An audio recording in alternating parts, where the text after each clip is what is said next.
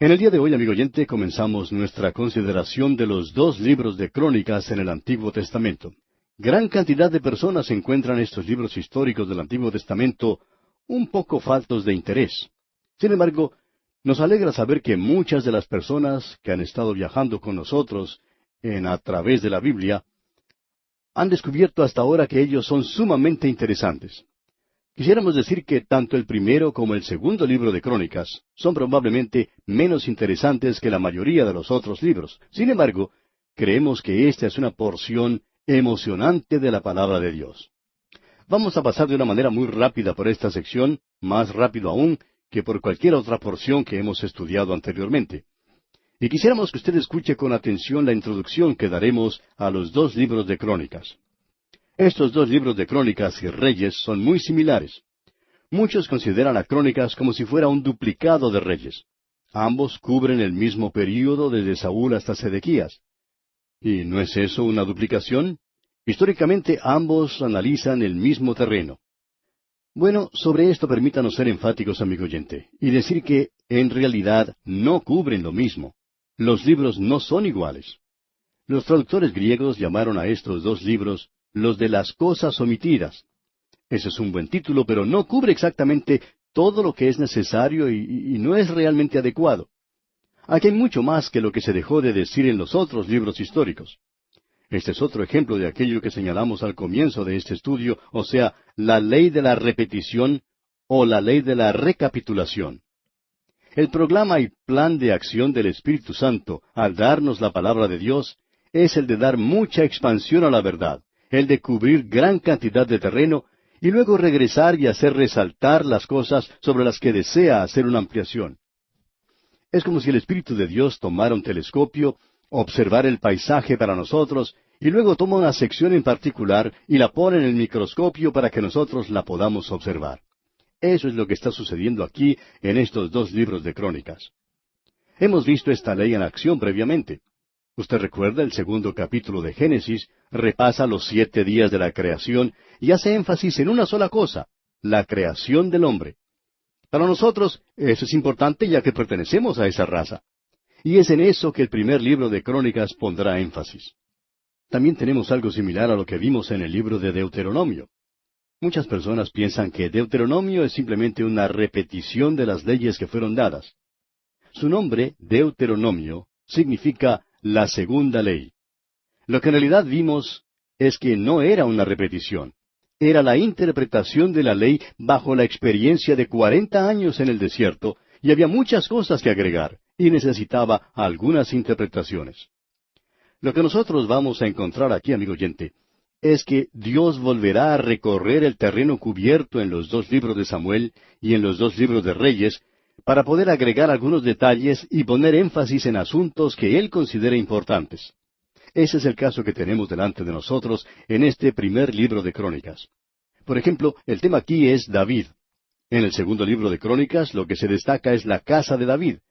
Pero como dijimos, aquí es David mismo el centro de la historia. En Crónicas vemos la historia de Judá y el reino del norte quedó prácticamente ignorado cuando se hizo la división. El pecado de David ni siquiera se menciona en Crónicas. ¿Por qué?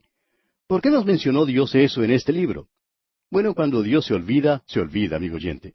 Cuando Él separa nuestros pecados de nosotros, Él los lleva a una gran distancia. En el Salmo 103, versículo 12 leemos, «Cuanto está lejos el oriente del occidente, hizo alejar de nosotros nuestras rebeliones».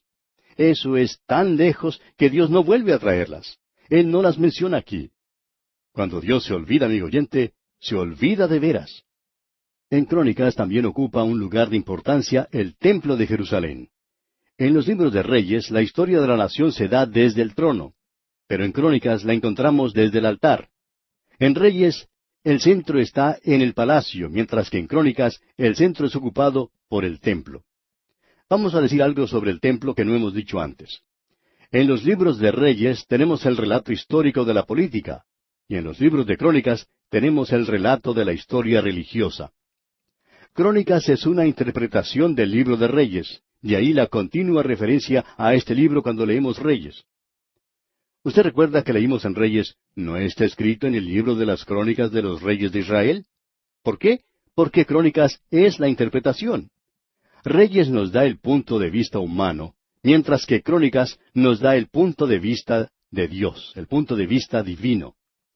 Al leer los primeros capítulos de Crónicas, usted los hallará muy faltos de interés, pero también se dará cuenta que ahora estamos observando el punto de vista de Dios, y eso es de suma importancia para nosotros y lo debemos apreciar. Quisiéramos que usted notara los primeros capítulos porque aquí no los vamos a leer ya que ellos son simplemente una genealogía. ¿Ha notado usted cómo comienza este libro? En realidad tenemos ante nosotros uno de los pasajes más destacados de la palabra de Dios.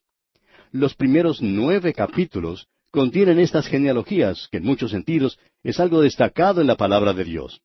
Preste atención a los primeros 4 versículos de este primer libro de Crónicas. Adán, Set, Enós, Cainán, Maalaleel, Jared, Enoc, Matusalén, Lamec, Noé, Sem, Cam y Jafet. Con la simple lectura de esos 4 versículos hemos cubierto mucho terreno. Lo único que tienen esos 4 versículos son nombres que han sido mencionados en el comienzo. Esto es muy importante notar, pues tiene mucho valor. Luego en el versículo 5 se comienza a hablar de los hijos de Jafet. Se sigue con los de Cam y luego los de Sem. Puede usted notar que aquí se sigue el mismo sistema que fue usado en el libro de Génesis. La línea rechazada se da en primer lugar, luego la línea que debe seguirse hasta Cristo se menciona. Y en estos primeros 9 capítulos, usted tiene la genealogía que lo lleva desde Adán hasta el Señor Jesucristo. En la genealogía que encontramos en el Evangelio según San Mateo, por ejemplo, tenemos la genealogía comenzando con Abraham y llega a Cristo. En el Evangelio según San Lucas, mientras tanto, comienza con Adán y llega a Cristo. Eso es lo que se enfatiza aquí. Luego se continúa con la línea de Sem, y esa descendencia lo lleva hasta Abraham. Luego vemos que se menciona a los hijos de Ismael, los hijos de Setura, y los hijos de Saúl, los primitivos reyes de Edom, y luego tenemos a los jefes de Edom. En el segundo capítulo se menciona a los hijos de Jacob. Ahora se está siguiendo a Israel. Entonces encontramos la descendencia de Isaí. Este Isaí tuvo un hijo llamado David. Y ahora se seguirá la línea de David, y esa línea de descendencia es muy importante. Ahora en el capítulo 3 usted puede ver que se menciona la familia de David. Y encuentra que él tuvo algunos hijos, de los cuales no sabíamos mucho antes. Ellos no fueron mencionados ni en los 2 libros de Samuel, ni en los 2 libros de Reyes. En el versículo 5 del capítulo 3 de este primer libro de Crónicas, se menciona a Simea y a Sobab. ¿Ha oído usted hablar de ellos alguna vez? Luego se menciona a Natán y a Salomón. Eso es interesante. De Salomón ya conocemos mucho, pero quizá alguien diga, no hemos oído nada de Natán. Sin embargo, cuando uno lee la genealogía del Señor Jesucristo que se menciona allá en el Evangelio según San Lucas, encontramos que la misma es a través de Natán a David, y no a través de Salomón. Allí es donde usted tiene las genealogías de José y de María mencionadas. En el Evangelio según San Mateo, el Señor Jesús tiene el título legal al trono de David, y en el Evangelio según San Lucas, Él tiene el título por parentesco al trono de David. Y eso es de importancia entender. Luego tenemos la genealogía de las 12 tribus de Israel. Y no vamos a tomar el tiempo ahora para leer todo eso, pero quisiéramos indicar que eso es de beneficio para nosotros. Por eso quisiéramos mencionar algo que usted debe notar en estos primeros 9 capítulos del primer libro de Crónicas. Son 9 capítulos de genealogías, sus hijos. ¿Los hijos de quién? Los hijos de Adán. Es la genealogía más larga en las Escrituras, y es notable porque es la lista más larga y grande en las Escrituras, y no hay nada similar en toda la literatura universal. Comienza con Adán y llega hasta Cristo. Comienza con el primer Adán y concluye con el último Adán. Tenemos el cuadro genealógico más grande de toda la humanidad. Y por esto nos damos cuenta que todos nosotros pertenecemos a la misma familia. Ninguno puede reconstruir completamente su genealogía. Usted puede leer allá en el versículo 1 del capítulo 9 de este primer libro de Crónicas lo siguiente: contado todo Israel por sus genealogías, fueron escritas en el libro de los reyes de Israel, y los de Judá fueron transportados a Babilonia por su rebelión. Estas genealogías fueron guardadas y llevadas luego a Jerusalén, y todavía existían en el año 70 después de Cristo cuando fueron destruidas por Tito. Todo desapareció en esa ocasión y por eso nadie puede buscar su genealogía hasta el primer hombre, Adán. Muchos de nosotros somos descendientes en la línea de Jafet, otros lo son a través de Sem y otros a través de Cam, y todos lo hacemos hasta Adán. Estas genealogías son notables. Ahora, una de las cosas que se destaca al observar esto, amigo oyente, son las omisiones que saltan a la vista.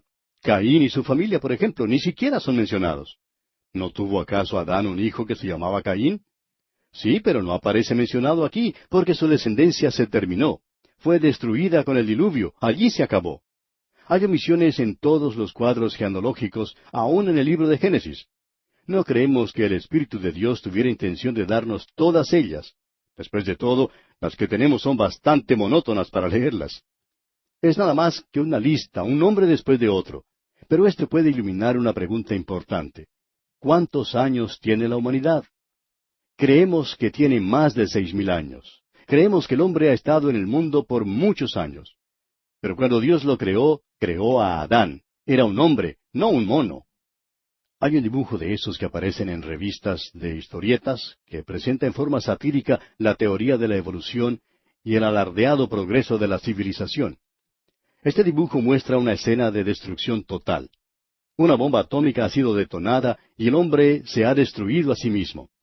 Los últimos vestigios de la vida han desaparecido, con una sola excepción. 2 monos están sentados en la rama de un árbol semidestruido. Allí están ellos sentados contemplando esa escena desolada. Ya no hay más vida sobre el planeta. Debajo del dibujo se puede leer lo siguiente. Ahora vamos a tener que empezar desde el principio otra vez. Amigo oyente, ¿no es eso ridículo? Para comenzar, el hombre no va a cometer suicidio. El Señor Jesucristo dijo que le permitiría eso. Eso si fuera posible para toda la carne ser destruida. Pero Él dijo que esos días serían más cortos porque Dios no dejará que el hombre haga tal cosa. Ahora, esta genealogía es interesante. No creemos que sea algo cautivante, pero sí es notable. Tiene un mensaje para nosotros en el día de hoy. Es tan inspirado como el mensaje que leemos allá en el Evangelio según San Juan, capítulo 3, versículo 16, y que muchos han llamado la Biblia en miniatura. Bien, hemos andado mucho camino. Volvamos a echar una mirada hacia Adán. ¿Estuvo Dios en lo cierto, en lo correcto en cuanto a Adán? ¿Sucedieron las cosas como Dios dijo que sucederían? La psicología está intentando tabular y clasificar al hombre según su cociente intelectual. Es un recurso mecánico, por supuesto, y clasifica al hombre según sus logros y aptitudes. Viene en un cuadro dividido en varias partes, una de ellas llamada normal. Por un lado, tiene otra que se llama subnormal. Y por el otro, una llamada supernormal o genio. Los medios utilizados por Dios son diferentes. Todos deben entrar bajo su clasificación. ¿Y sabe lo que Dios dice? Dios dice que no hay nadie que sea normal. Todos han pecado y están destituidos de la gloria de Dios. Hay 3 hechos universales que deben estar de acuerdo en su relación con el hombre y no hay ninguna excepción, no hay forma de desviarse. En primer lugar, Adán y todos sus hijos deben morir. Dios le dijo, el día que de él comieres, ciertamente morirás. Ahora Dios no creó al hombre para morir. Se nos dice que el pecado entró en el mundo por un hombre, y por el pecado la muerte, y la muerte pasó a todos los hombres. En Adán morimos todos. Está establecido para los hombres que mueran una sola vez. Lo que nos llama la atención es que este mundo en el que usted y yo vivimos, amigo oyente, no es otra cosa más que un gigantesco cementerio. David dijo, sigo el camino de toda la tierra. Y todos los caminos nuestros terminan en el cementerio. Aunque ande en valle de sombra de muerte. Ese es el cuadro del hombre a través de la vida. La muerte acecha a este mundo como si fuera un monstruo gigantesco. Ahora hay 3 clases de muerte. Una de ellas es la muerte física. Adán no murió sino hasta cuando tenía 900 años, después de haber comido lo prohibido por Dios, pero él ya había muerto espiritualmente. Eso significa separación. La muerte es separación. La muerte física es la separación del espíritu del cuerpo. La muerte espiritual es la separación del hombre de Dios. Y la muerte eterna es la separación del hombre de Dios eternamente.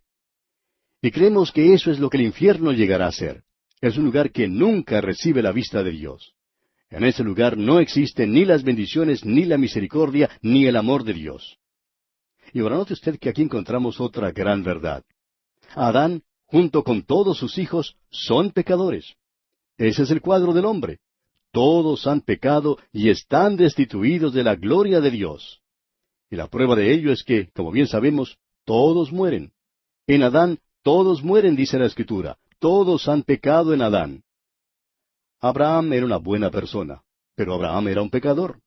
Ismael es prueba de ello. Caleb era un un hombre sobresaliente, pero él tuvo sus concubinas. El pecado, amigo oyente, ha separado al hombre de Dios. Él está en una rebelión abierta contra Dios. Se ha apartado, al igual que Caín, de la presencia del Señor. El capítulo 59 del libro del profeta Isaías es un capítulo que todos nosotros deberíamos leer. Si usted no lo ha hecho, amigo oyente, ya lo tendría que hacer. Le aconsejamos que lo haga. En el versículo 2 de ese capítulo 59 dice, «Pero vuestras iniquidades han hecho división entre vosotros y vuestro Dios, y vuestros pecados han hecho ocultar de vosotros su rostro para no oír». Adán y sus hijos son pecadores, separados de Dios. El pecado es un azote, una enfermedad, una plaga. Ha contagiado a toda la raza. Una enfermedad como el polio es mala, pero solo unos pocos tienen polio. La enfermedad del corazón es mala, pero solo unos pocos están enfermos del corazón. También el cáncer es una enfermedad terrible, aun cuando es tan común, solo pocos de la raza humana lo sufren. En cambio, todos, amigo oyente, todos han pecado. Ese es el cuadro que tenemos del hombre en el día de hoy. Y luego, Adán y todos sus hijos obtuvieron misericordia. Enoc fue salvado. ¿Cómo? Por fe. Enoc, recuerda usted, caminó con Dios. Él fue trasladado por Dios, es decir, desapareció porque le llevó Dios. Ahora pensamos que Enoc puede ser uno de los dos testigos mencionados en Apocalipsis. No deseamos ser dogmáticos en cuanto a eso, porque todos morimos en Adán. Y creemos que Enoc todavía tiene que morir. Y los dos testigos, recuerda usted, mueren. Ahora Noé por la fe fue un buen hombre. Pero él no fue salvo por ser un buen hombre. Fue por fe que Noé hizo lo que hizo. También Abraham fue un buen hombre. Y Abraham creyó a Dios y le fue contado por justicia, dice la Escritura. Porque Abraham era un pecador. Ahí está la clave para el problema del cercano oriente, amigo oyente. ¿Quiere decir que el problema existe porque Abraham era un pecador? Por supuesto que sí. Ciertamente ese es el problema. Fíjese usted, si él no hubiera tomado para sí a Agar, la sierva egipcia, y escuchado a Sara, su mujer, y si no hubiera engendrado a Ismael, no habría árabes en el mundo. Pero como puede ver, amigo oyente, ese era el problema, el pecado. Luego tenemos a David, un gran hombre de Dios. Pero todos estamos de acuerdo que él era un pecador. Hay una gran excepción en todo esto, y es el Señor Jesucristo. Él no tenía que morir. Él dijo, «¿Quién de vosotros me redarguye de pecado?» Y nadie le podía acusar. Allá en el Evangelio según San Juan capítulo 10 versículos 17 y 18 leemos, «Por eso me ama el Padre, porque yo pongo mi vida para volverla a tomar. Nadie me la quita, sino que yo de mí mismo la pongo. Tengo poder para ponerla y tengo poder para volverla a tomar». Como vemos, amigo oyente, el Señor Jesucristo es la única excepción. Se nos dice en la Biblia que Dios es rico en misericordia. Eso es lo que dijo el apóstol Pablo en su epístola a los Efesios. Y según el apóstol Pedro escribe en su primera carta, capítulo 1, versículo 3, su misericordia es grande, abundante. Nuestro Dios ha hecho posible que los hijos de Adán puedan obtener su misericordia. ¿Ha recibido usted, amigo oyente, la misericordia de Dios? Está allí para usted. Esto es parte del mensaje que encontramos en los primeros capítulos de este primer libro de Crónicas. Tenemos la genealogía, la familia de Adán, y usted y yo estamos allí. Todos pertenecemos a la misma raza, todos hemos caído, todos somos iguales, todos hemos nacido en el mismo nivel en un sentido, por cuanto todos pecaron y están destituidos de la gloria de Dios. Y la salvación es para toda la humanidad en este día. Esta genealogía es una cosa gloriosa en realidad, ya que es la genealogía de todo el globo terráqueo. Y aquí vamos a detenernos, amigo oyente, porque nuestro tiempo una vez más ha tocado ya a su fin. Continuaremos, Dios mediante, este estudio del primer libro de Crónicas en nuestro próximo programa.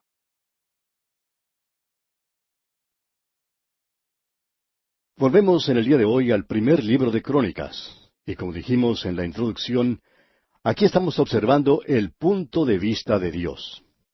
Esa es la diferencia más notable que existe con los otros libros que vimos anteriormente, el primero y el segundo libro de Samuel, el primero y el segundo libro de Reyes, ya que son casi iguales, cuentan la misma historia. Al leer el primero y el segundo libro de Crónicas, parece que fuera simplemente una repetición. Parece, decimos, pero no es lo mismo. En primer lugar, vimos la historia observada desde el punto de vista del hombre. En otras palabras, es el punto de vista humano de la historia. Pero ahora, como ya hemos dicho, tenemos el punto de vista de Dios. Usted podrá notar al pasar por este libro de Crónicas que se han presentado unos cambios bien notables. Es decir, se ha dado cierto énfasis a algunas cosas. Y también tenemos otras partes de las cuales no se hace ninguna mención. En los primeros 8 capítulos de este primer libro de Crónicas, hemos visto una de las genealogías más grandes de toda la historia. Esta genealogía nos lleva hasta el principio con Adán y determina el origen de los hijos de Israel, remontando la historia hasta Adán, y lo sigue hasta el tiempo mismo de la cautividad. El capítulo 9 de este primer libro de Crónicas comienza diciendo aquí en el versículo 1, «Contado todo Israel por sus genealogías, fueron escritos en el libro de los reyes de Israel, y los de Judá fueron transportados a Babilonia por su rebelión». En esta declaración encontramos algo tremendo, y es la revelación de que las genealogías se guardaban en el mismo templo. Las genealogías de esta gente estaban allí. En realidad son las genealogías de cada una de las tribus. Usted puede leerlas por sí mismo, allá en su propio tiempo de estudio, ya que tomaría demasiado tiempo hacerlo por radio. No quedaría nadie escuchando este programa si lo hacemos así. Pero vemos aquí que Dios ha indicado claramente que Él ha dado esas genealogías y que ellas son de importancia. Fueron registradas hasta que el pueblo fue llevado cautivo, y luego se produjo cierta confusión. Cuando regresaron, continuaron después de reedificar el templo llevando esas genealogías. En la época en que nació el Señor Jesucristo, esas genealogías estaban en exhibición en el templo. Usted podría haber entrado al templo y haberlas revisado. Puede estar seguro de una cosa. El enemigo en esos días fue al templo y revisó las genealogías. Nosotros podemos ver las que están allá en el Evangelio según San Mateo y en el Evangelio según San Lucas, y podemos constatar si son correctas o no. Según nuestro conocimiento, nunca tuvo lugar un ataque contra la genealogía del Señor Jesucristo. Ella estaba correcta y en exhibición.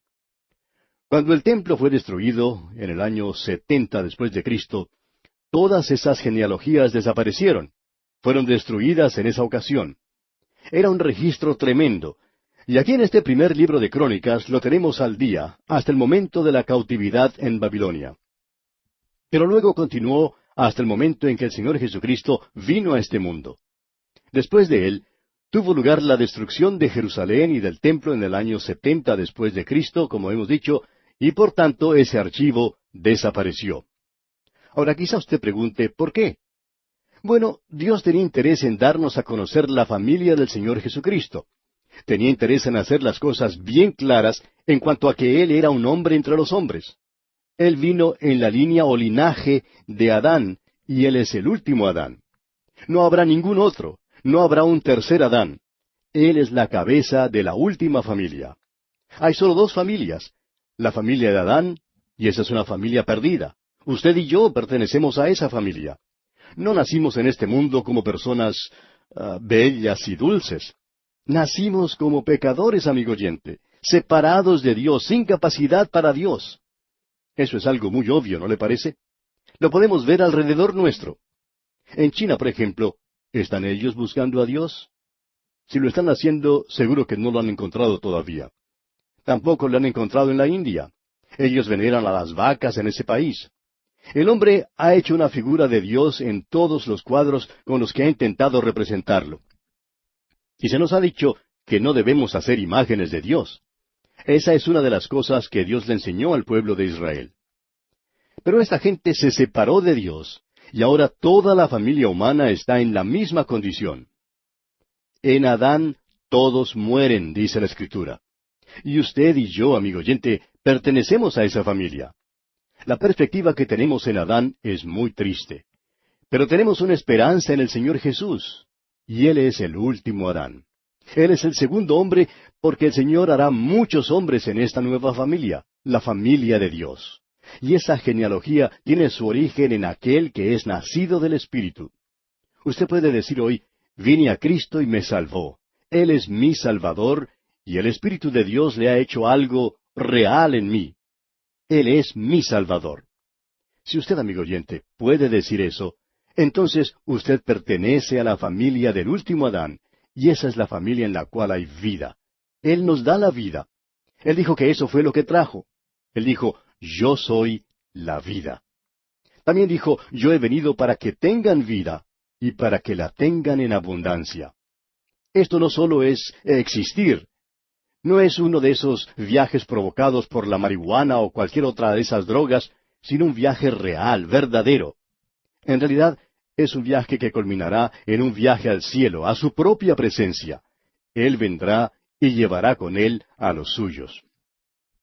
Es por estas razones que acabamos de mencionar que esta tremenda genealogía está en los primeros capítulos del primer libro de Crónicas, y es algo espléndido. Tenemos en el resto del capítulo 9 el énfasis puesto en la tribu de Leví.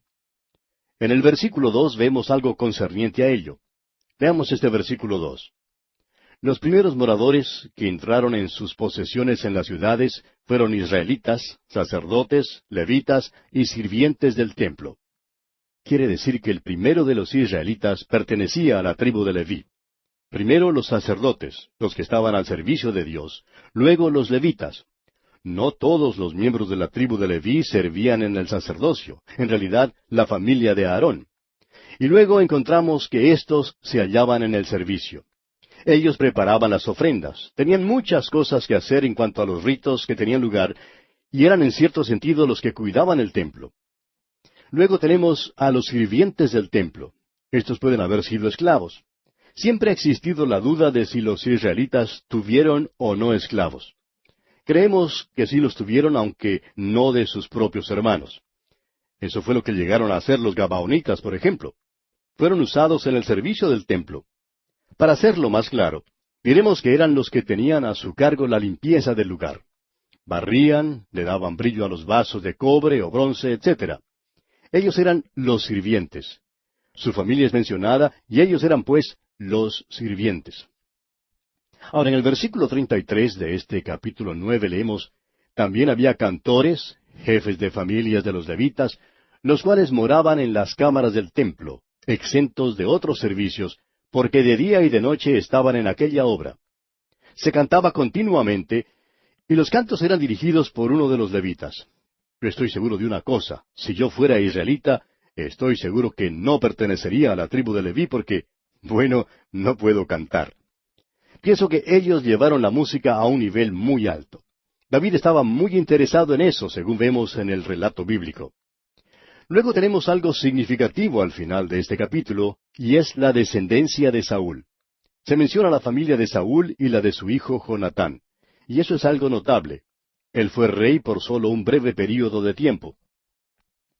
Ahora, al llegar al capítulo 10, por primera vez comenzamos a ver la diferencia que Dios da a los libros de Samuel y Reyes, comparados con estos libros de Crónicas. En el libro de Samuel tenemos mucho material concerniente a la vida de Saúl. En efecto, toda la historia de su vida se da en ese libro. Ahora, desde el punto de vista de Dios, tenemos nada más que un capítulo. Tenemos la impresión de que hay muchos hombres y mujeres también que han recibido mucha atención en la historia de la humanidad, pero que no van a recibir mucho en el cielo. Y eso es lo que sucede aquí con Saúl. El resto es dedicado a David. Y en estos dos libros de Crónicas, todo es relacionado con la familia de David. David es el tema, no lo es Saúl. Sin embargo, desde el punto de vista humano, Saúl ocupaba un lugar de prominencia. Es algo asombroso notar que algunos de los grandes hombres de este mundo parecen no tener un lugar de importancia en lo que concierne a Dios. Ellos le dan la espalda. Este capítulo nos llama la atención por esa razón. Solo un capítulo dedicado al rey Saúl. ¿Y de qué se habla en ese capítulo? ¿Acaso el Señor quiere destacar algo sobresaliente que hizo Saúl? No, amigo oyente, porque las obras no tienen ningún mérito ante Dios. Así que no puede ser eso.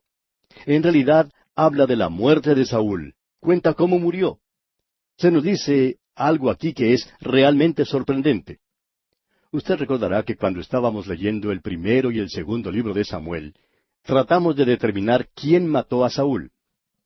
¿Quién fue el responsable por su muerte? ¿Se suicidó él mismo? Bueno, la información que encontramos en los dos libros de Samuel nos da lo siguiente. Fue herido mortalmente en una batalla contra los filisteos. Los filisteos le hirieron mortalmente. Entonces él le dijo a su escudero que no quería ser muerto por los filisteos, que tomara su espada y lo traspasara con ella. Pero éste no lo quería hacer. El escudero le dijo que él no haría eso. Entonces Saúl logró echarse sobre su propia espada. ¿Fue acaso capaz de darse muerte a sí mismo? ¿Tenía él la fuerza física como para hacerlo? Ese ha sido siempre el interrogante. Luego llegó una malecita y vio lo que había ocurrido. Este fue al rey David y le dijo que había llegado al lado de Saúl antes de que éste muriera, y que fue él mismo el que le dio muerte. Él trajo a David la corona que tenía en su cabeza y la argolla que traía en su brazo, y David mandó a uno de sus hombres que diera muerte a la malecita, porque dijo David, tu sangre sea sobre tu cabeza, pues tu misma boca testiguó contra ti. ¿Quién es entonces responsable por la muerte de Saúl?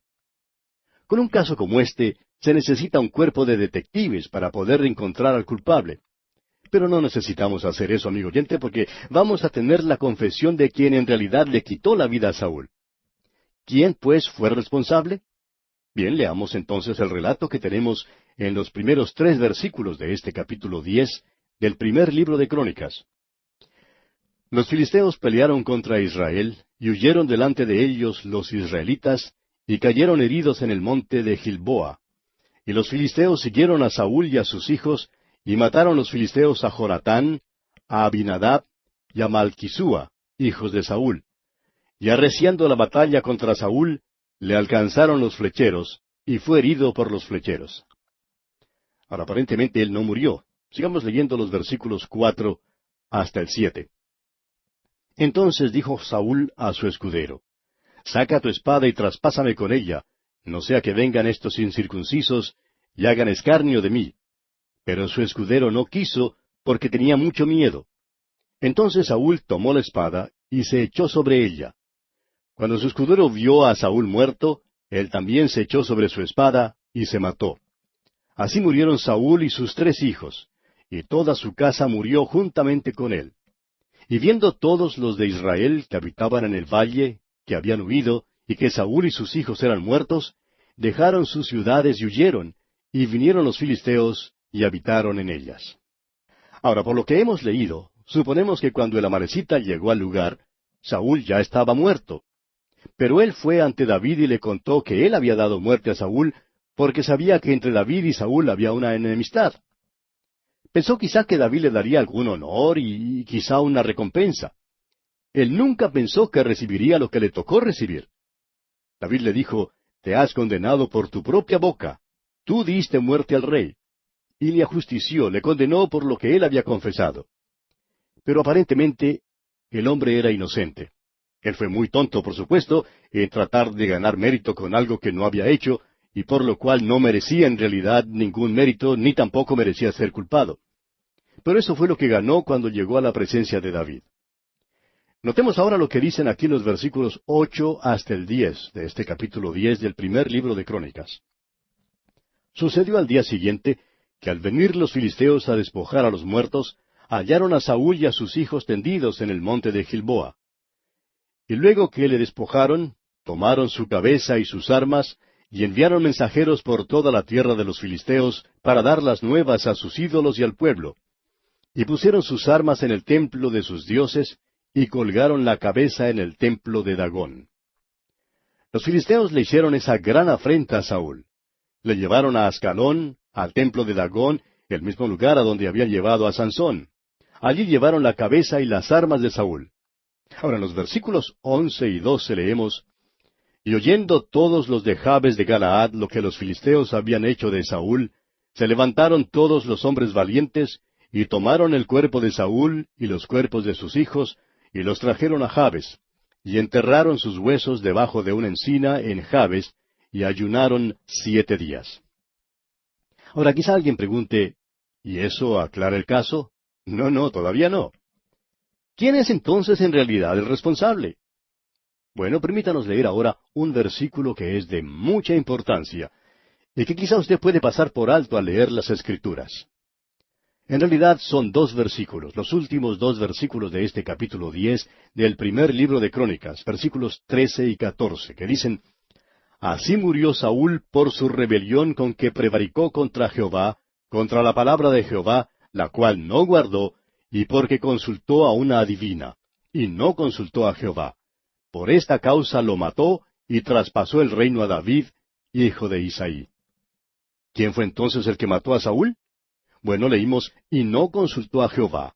Por esta causa lo mató. ¿Quién fue? El Señor, amigo oyente. El Señor fue quien lo mató. Y podemos decir lo que Job dijo sobre sus hijos. Jehová dio y Jehová quitó. El Señor, amigo oyente, toma la responsabilidad. Dios dice, yo quité a Saúl, yo lo ajusticié. Quizá usted quiera encontrar alguna falta en Dios. Quizá usted quiera hacerlo arrestar por asesinato. Él ha tomado la vida de muchos. De paso, digamos que por esa razón usted y yo no debemos quitar la vida a nadie. ¿Sabe por qué? El Señor dio y el Señor quitó. Hasta cuando usted y yo lleguemos a dar vida, no tenemos ningún derecho para quitarle la vida a nadie. Solo Dios puede dar vida y Dios la puede quitar. Y para Él no es un asesinato. Es un crimen si usted o yo lo hacemos. Él dice que la vida tiene que ser entregada. Cuando nosotros tomamos la vida de otra persona, lo hacemos sin ningún derecho. Ese es un gran pecado. El amalecita fue condenado por eso. Ahora, ¿por qué fue ajusticiado Saúl?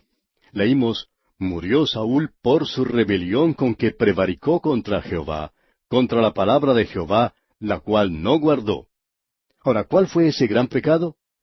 Ese pecado por el cual Dios castiga sumariamente y que Él mismo ejecuta y por el cual no vacila en tomar la responsabilidad.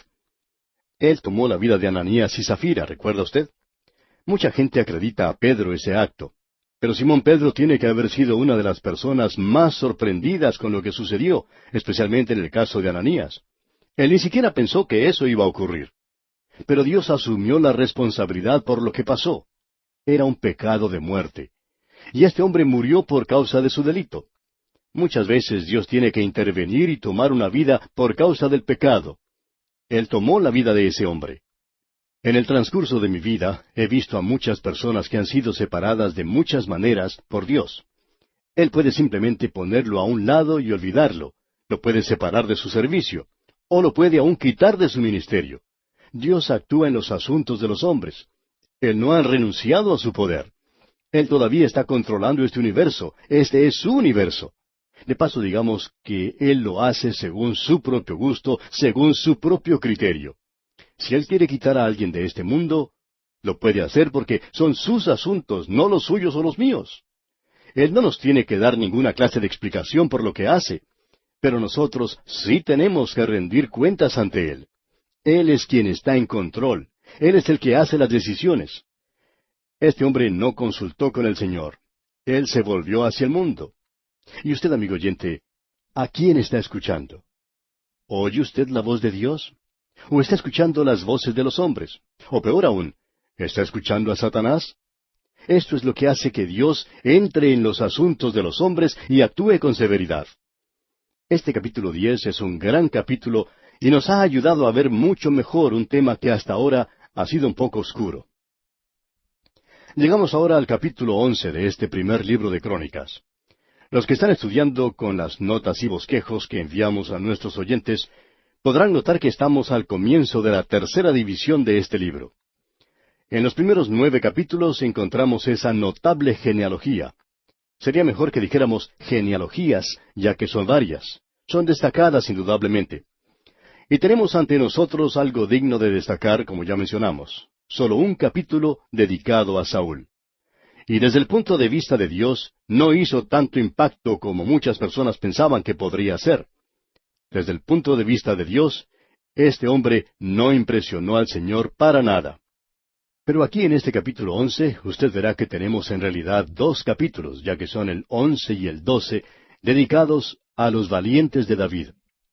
Tenemos luego los capítulos 13 al 16, donde se menciona a David y el arca. Más adelante, en el capítulo 17, se nos habla de David y el templo. La guerra de David se relata en los capítulos 18 hasta el 20. En el siguiente capítulo, el capítulo 21, es dedicado al pecado de David y el censo del pueblo. Luego tenemos varios capítulos, desde el 22 hasta el 29, que consideran la preparación y organización para edificar el templo de parte de David. Podemos ver, por tanto, que lo que resta del libro es dedicado a hablar de David y su reino. Todo está relacionado con David. En cuanto a eso, diremos que la genealogía que se menciona es la genealogía que nos lleva hasta David y, por supuesto, más allá de David, contempla la familia de David. Él es quien ocupa el lugar destacado ahora en este libro. En el próximo libro, el segundo libro de Crónicas, veremos a la familia de David. El linaje que se sigue allí es el linaje de David. Se da muy poca atención al reino del norte, después de su rebelión y su separación del reino de la familia de David. De modo que nos encontramos en una sección importante, y el énfasis está puesto en David. Sería bueno notar el énfasis dado por Dios a ciertas cosas en la vida de David, mientras que otras son casi pasadas por alto. Por ejemplo, acabamos de mencionar el pecado de David en el capítulo 21. Ahora, eso no tiene nada que ver con Betsabé. Lo que él hizo fue un censo de la gente, y esto no es tratado en ninguna otra parte. Diríamos que a los ojos de Dios, este fue el pecado más grande, y este es el que se destaca en este libro. Creemos que en estos días hay muchas personas, y muchos creyentes también, que consideran que algunas cosas son pecado, y hay otras que no consideran como pecado. Y van a llegar a la presencia de Dios algún día y van a descubrir que estaban completamente equivocados en conexión con esto, que no estaban tan seguros como creían que estaban. Lo que ellos creían que era un gran pecado, quizás no lo era. Y lo que pensaban que era algo muy leve y sin importancia, Dios lo había considerado como un pecado. En la vida de David, todos pueden señalar el pecado que cometió con Betsabé. Y Dios lo castigó por ello. Fue un pecado terrible, sin duda. Pero Dios lo perdonó porque él llegó y confesó su pecado al Señor. Pero este asunto del censo no parece ser algo muy malo. Sin embargo, vamos a ver que era algo importante en lo que a Dios se refiere y también veremos por qué. Quizás sea bueno para nosotros lograr una perspectiva diferente en cuanto a lo que realmente es el pecado. Es decir, el pecado en cuanto a ciertos hechos, algunas cosas que usted hace y ciertas cosas que dejamos de hacer. Vimos eso especialmente en nuestro estudio de la epístola a los Romanos, y el gran principio que Dios señala allí para nosotros. Bueno, lamentablemente, amigo oyente, nuestro tiempo ha tocado ya a su fin y tenemos que detenernos aquí, pero entraremos en el estudio de este capítulo 11, Dios mediante, en nuestro próximo programa.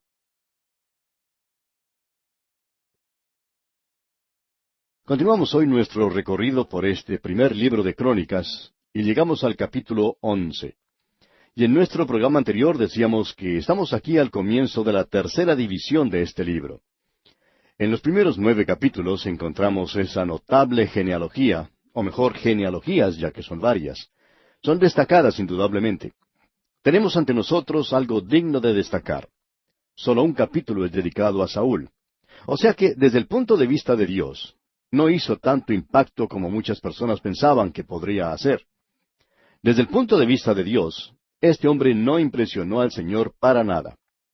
Pero aquí, en el capítulo 11, donde comenzamos hoy, veremos que hay en realidad 2 capítulos, ya que se trata de los capítulos 11 y el 12 dedicados a los valientes de David. Así es que nos encontramos en una sección importante, y el énfasis cae sobre David. Y sería bueno notar el énfasis dado por Dios a ciertas cosas en la vida de David, mientras que otras son casi pasadas por alto. Por ejemplo, el pecado de David, que se considera en el capítulo 21 de este primer libro de Crónicas, no tiene nada que ver con Betsabé. Lo que él hizo fue un censo de la gente, y esto no es tratado en ninguna otra parte. Diríamos que ante los ojos de Dios, este fue el pecado más grande. Y este es el que se destaca en este libro. Creemos, amigo oyente, que en estos días hay muchas personas y muchos creyentes también que consideran que algunas cosas son pecado y hay otras que no consideran como pecado. Pero van a llegar a la presencia de Dios un día y van a descubrir que estaban completamente equivocados en conexión con esto, que no estaban tan seguros como creían que estaban. Lo que ellos creían que era un gran pecado, quizá no lo era. Y lo que pensaban que era algo muy leve y sin importancia, Dios lo había considerado como un pecado. En la vida de David, todos pueden señalar el pecado que cometió con Betsabé, y Dios lo castigó por eso. Fue un pecado terrible, indudablemente, pero Dios lo perdonó porque él llegó y confesó su pecado al Señor. Pero este asunto del censo no parece ser algo muy malo. Sin embargo, veremos que fue algo importante en cuanto a lo que Dios se refiere. Y también veremos por qué. Quizás sea bueno para nosotros lograr una perspectiva diferente en cuanto a lo que realmente es el pecado. Es decir, el pecado en cuanto a ciertos hechos, algunas cosas que usted hace y ciertas cosas que dejamos de hacer. Vimos eso especialmente en nuestro estudio de la epístola a los Romanos, y el gran principio que Dios señala allí para nosotros. Comencemos entonces con este capítulo 11, y tenemos aquí que el énfasis se encuentra en los hombres valientes de David. Vamos a ver cómo él llegó a ser rey. Leamos lo que dice el primer versículo de este capítulo 11 del primer libro de Crónicas.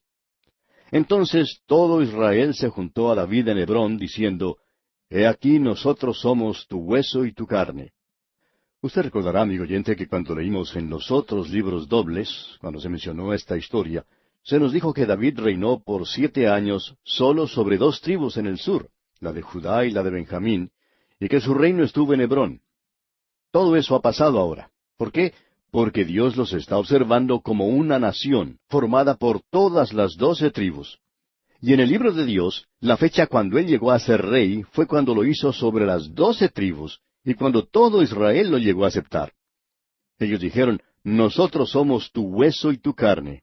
Y luego leemos aquí en el versículo 2, También antes de ahora, mientras Saúl reinaba, tú eras quien sacaba a la guerra a Israel y lo volvía a traer. También Jehová tu Dios te ha dicho, Tú apacentarás a mi pueblo Israel, y tú serás príncipe sobre Israel mi pueblo. Usted puede notar que ellos están reconociendo la mano de Dios, y que David no llega a ser rey hasta cuando todo el pueblo lo acepta como el elegido de Dios. Esto comenzó 7 años después que comenzó a reinar a la muerte de Saúl. Ahora el versículo 3 dice, Y vinieron todos los ancianos de Israel al rey en Hebrón, y David hizo con ellos pacto delante de Jehová, y ungieron a David por rey sobre Israel, conforme a la palabra de Jehová por medio de Samuel. Ahora David es ungido como rey de las 12 tribus, y en cuanto a Dios se refiere, entonces es cuando comenzó a reinar. Se nos dijo antes que reinó 7 años sobre 2 tribus, pero aquí no. Leamos ahora el versículo 4. Entonces se fue David con todo Israel a Jerusalén, la cual es Jebús, y los jebuseos habitaban en aquella tierra. David había inspeccionado esa tierra. Creemos que él había estudiado muy bien todo lo que en ella había y la conocía como la palma de su mano. La conocía mejor quizá que los espías que habían sido enviados por Josué. Él conocía mucho de aquel lugar. Jerusalén era la ciudad que él eligió para ser la capital de la nación. Ese sería el lugar elegido para edificar el templo. Él hizo de esa ciudad la capital. Fue lo que él eligió y también lo que eligió Dios. Ahora tenemos mucha información en la palabra de Dios sobre la ciudad de Jerusalén. Y tenemos que aclarar que ella no es la misma o estaba en las mismas condiciones que la Jerusalén de hoy. Modernas excavaciones han demostrado que el muro de la ciudad estaba orientado en la dirección opuesta a la que tiene el día de hoy. La ciudad de David estaba ubicada en una depresión y uno siempre debía mirar hacia arriba cuando miraba al templo. Más tarde, cuando el muro fue trasladado a otro lugar, fue colocado en el monte Sión y en una posición más elevada, y desde ese lugar se miraba hacia abajo cuando uno observaba el templo. Esa es la forma actual. Gran parte de la ciudad de Jerusalén se encuentra en nuestros días sobre la zona del templo. Esa zona del templo es el monte Moria, y es un cerro en el mismo centro de la ciudad. Y del otro lado del muro está el Gólgota, el lugar de la calavera, donde el Señor Jesús fue crucificado. Este fue el lugar que David eligió. David tomó la fortaleza de Sión. En ese lugar hizo edificar su palacio. El monte Sión era un lugar muy especial para David. Veamos ahora lo que nos declara el versículo 6. Y David había dicho, el que primero derrote a los jebuseos será cabeza y jefe. Entonces Joab, hijo de Sarvia, subió el primero y fue hecho jefe. Este hombre Joab era el número 1 en el servicio de David. Él era el primero, podemos decir que él era su consejero, el que comandaba el ejército. Él pertenecía a los valientes de David. Usted recordará que se nos ha dicho algo de sus hazañas cuando él se presentó por primera vez ante David, cómo guió al ejército y cómo luchó por David.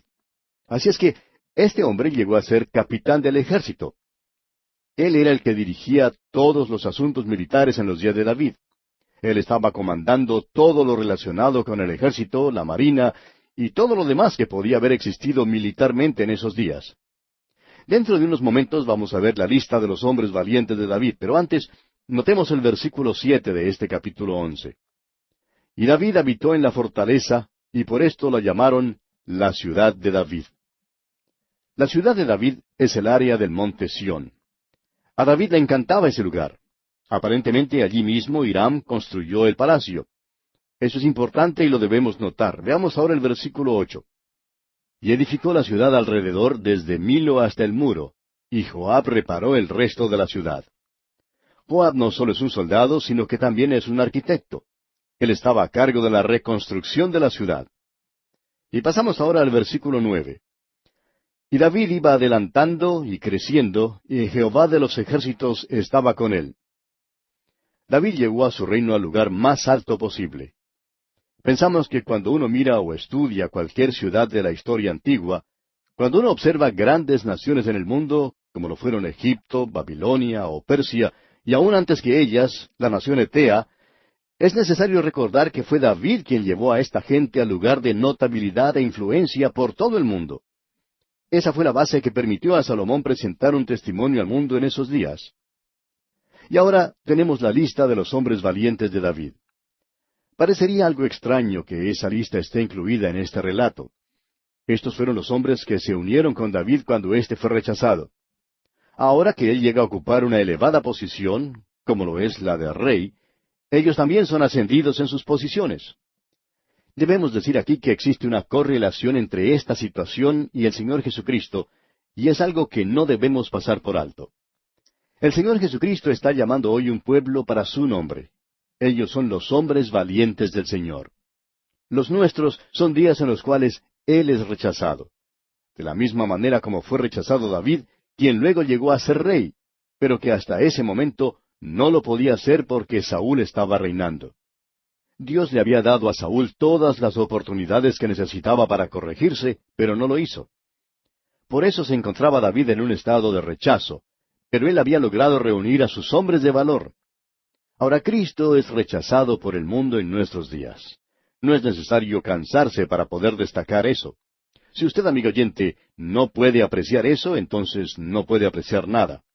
Usted y yo vivimos en un mundo que está rechazando al Señor Jesucristo. Pero durante este tiempo, Él está llamando para sí a un pueblo.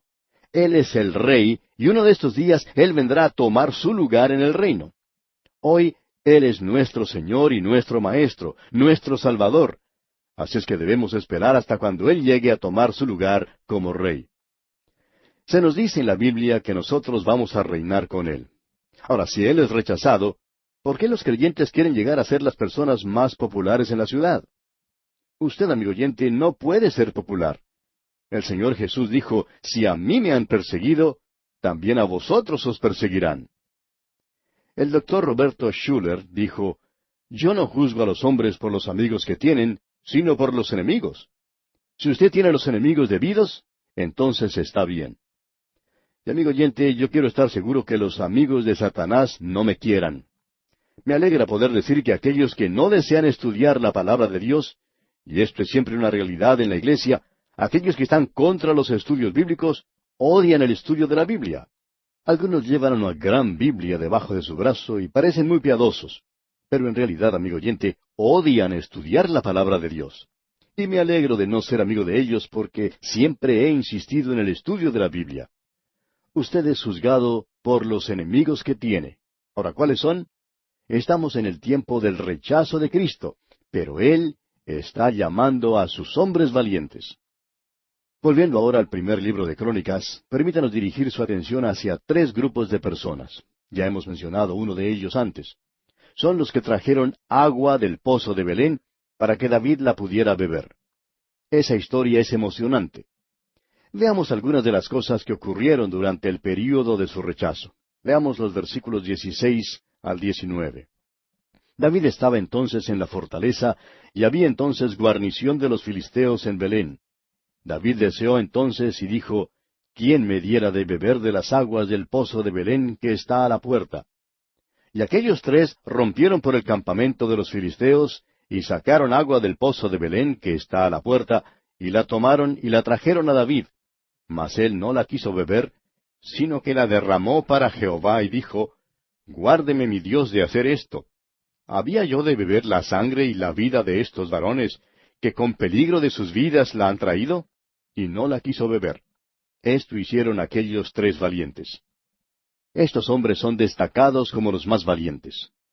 Y lo que usted puede ver es un cuadro hermoso. David había pasado su infancia en Belén. Esa era su ciudad natal. A la entrada de la ciudad había un pozo del cual en muchas ocasiones, cuando regresaba de cuidar sus ovejas, cansado y sediento, podía beber el agua para saciar su sed. En estos momentos los filisteos lo tienen rodeado y no puede ir al pozo a beber. Y él exclama entonces, ¿quién me diera de beber de las aguas del pozo de Belén? Era sólo la expresión de un deseo, nada más, no era una orden. Pero esos tres hombres rompieron el cerco de los filisteos, consiguieron el agua y se la trajeron. Lo interesante en la historia es que David no quiso aceptar el agua. Es decir, no la aceptó para beberla.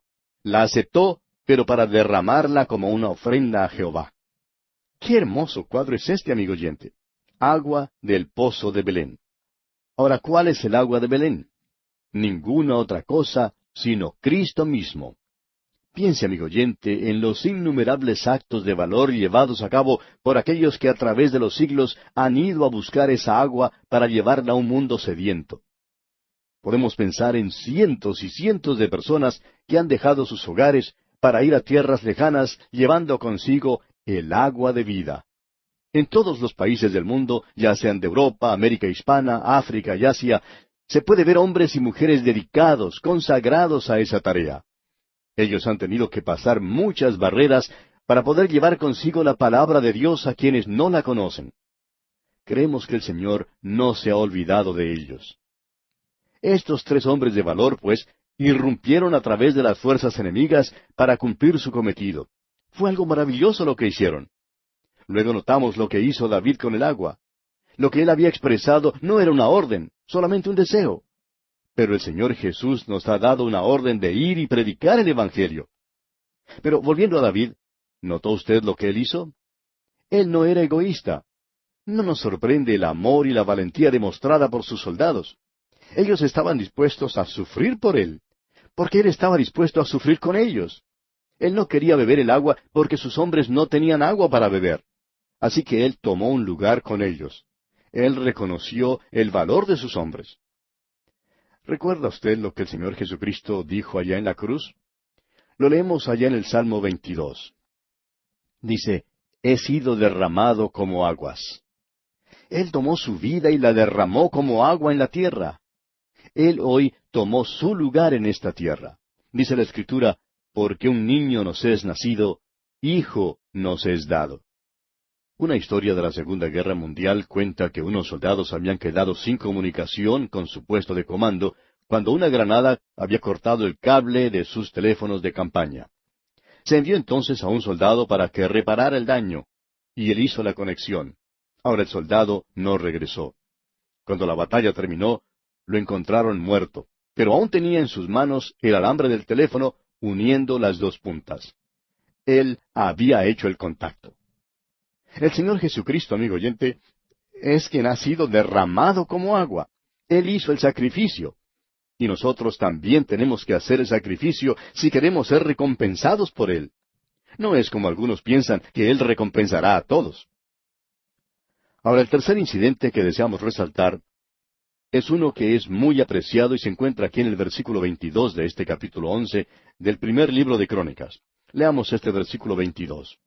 Benaía, hijo de Joiada, hijo de un varón valiente de Capseel, de grandes hechos. Él venció a los 2 leones de Moab. También descendió y mató a un león en medio de un foso en tiempo de nieve. Esto sí que nos gusta, amigo oyente.